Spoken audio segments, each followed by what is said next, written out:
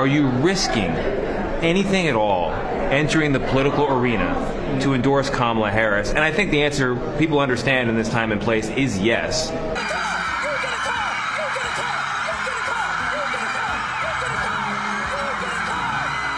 There couldn't have been a life like mine, a career like mine, a success like mine without a country like America. Were you silent or were you silenced? Oh, is it true that they paid you $1 million for the endorsement for Kamala? Not true. Not true, okay. I don't know what's wrong with you young people. You think you just fell out of a coconut tree?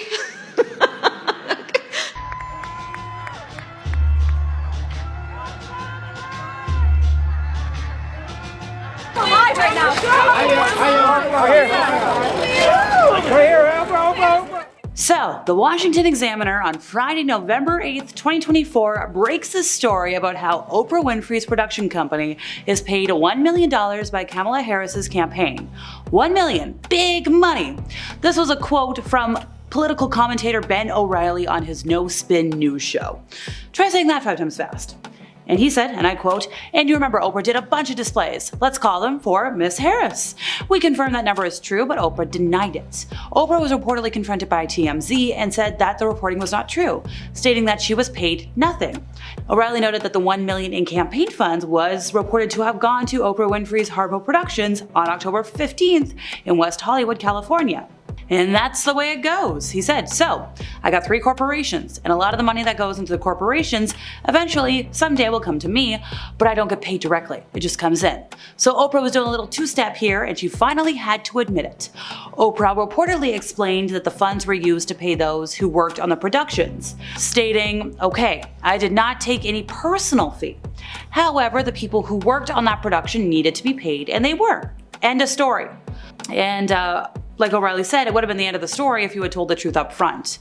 Why did she have to dance around? She could have just said, well, yes, we took the money so we could pay our employees, which is a great thing.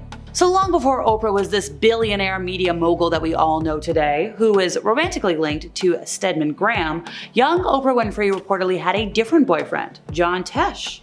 So in her unauthorized Oprah Winfrey tell-all, celebrity biographer Kitty Kelly claims that Oprah and the one-time Entertainment Tonight co-host were lovers who shared an apartment in Nashville, Tennessee back in the mid-1970s. According to an excerpt from the book, Tesh abandoned Oprah because of the intense social pressure of their interracial romance. He couldn't take it anymore. He walked out in the middle of the night and he felt very guilty about it. Now, Tesh did confirm to Entertainment Tonight that he and Oprah were reporters in Nashville together about 40 years ago, and they did date for a short time. And he mentioned how they're still friends to this day, but it's just like, okay, so what does Stedman have to say about it? Because Oprah technically stepped out of that relationship, despite being a longtime ambassador for Weight Watchers. Now, the famous talk show host did confirm in the last year that she's now using an unknown substance to help control her weight. In a revealing chat, Oprah was like, yes, my new slim figure is thanks to that and a healthier lifestyle overall. She said, I now use it as I feel it, as a tool to manage not yo-yoing. The fact that there's a medically approved prescription for managing weight and staying healthier in my lifetime feels like, her words, redemption. Feels like relief, like a gift, not something to hide behind and once again be ridiculed for. Oprah did also say that she's absolutely done with the shaming from other people and particularly herself. Here's the thing though, a lot of fans felt like she was being hypocritical, given that she was a proud spokesperson for Weight Watchers for many years. She was on their board. Somebody wrote on social media, what I don't like about Oprah is she is clearly off doing Ozempic, yet she's still pushing Weight Watchers. Done with the shaming but okay with lying? Others called out the star for letting folks believe she did it the old-fashioned way, asking why she lied. Because folks, for a hot minute, if you didn't know last year, Oprah was very openly against Ozempic and similar products while she was still on the Weight Watchers board. But it's only since she left and she said she's going to donate so much money or whatever, Oprah's move away from Weight Watchers isn't just a professional transition, it also kind of marks a broader cultural shift. As GLP-1 substances like Ozempic explode in popularity, the idea of relying on willpower to lose weight is kind of going out of fashion, as well as society's short-lived flirtation with body positivity. Thin is dangerously in again, and we've got to be careful. Back in 2012, Oprah gushed for weeks about Microsoft's Surface tablet, which she compared to a Mercedes and named one of her favorite things of 2012. So one day she went a step further. She sent out a little tweet. She had like 14.8 million followers, and she said, "Love that Surface. Apparently she already bought 12 of them for Christmas. But there's one little teensy-weensy problem." So this is back when Twitter was, a little more old school. You would see where you tweeted from. Well, Oprah, or whoever managed her Twitter account at the time, sent the tweet from an iPad. Now, obviously, everybody online saw that because it was very much like sent from iPad, and they had things to say. To quote one expert, she does have legions of fans, making her an effective marketing channel for Microsoft, except for when the narrative around her promotion is tossed on its head by a foolish and utterly avoidable mistake. As you have it, folks, Surface ads, now brought to you by iPad. Doesn't look really good. The legend of Oprah Winfrey as somebody who was very poor, growing up without a father, having a mother that was too young, Oprah was carried with shame during pregnancy and then was neglected. All of this began to spread when Oprah was giving interviews in Chicago. She said, "Oh, how they harmed me. I wanted to be white because I never saw white people being hurt." She said her earlier years of life were lonely. She didn't play with anybody except for the pig she rode without a saddle in her grandma's garden. She said the only people she could talk to were the animals in the farmyard. Apparently she read them Bible stories, so they had a Bible.